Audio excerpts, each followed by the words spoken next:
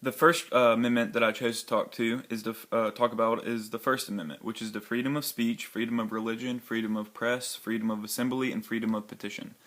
Legally, we have the right to say whatever we want. We can assemble in groups, we can petition the government, and we can worship our own beliefs. Second Amendment is the right to bear arms. We are allowed to own firearms, which promotes self-defense and prevents crime.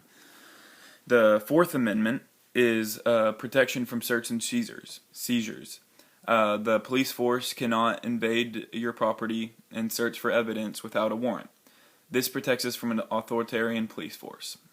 The 10th Amendment is the next amendment I chose. In the 10th Amendment, it says that the powers not specifically given to the federal government belong to the state. We have checks and balances in our government. Some ways that we ensured that is that we created three branches in our government.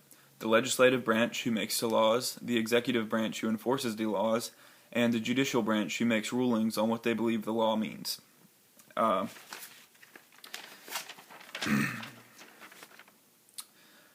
Constitution arranges powers between the federal and state government by exclusive powers, which are reserved for the national government, those specifically mentioned in the Constitution, reserve powers, which are reserved for the state, and concurrent powers, which are shared between the state and national government. The Constitution does fulfill the stated purposes through the inclusions of these principles.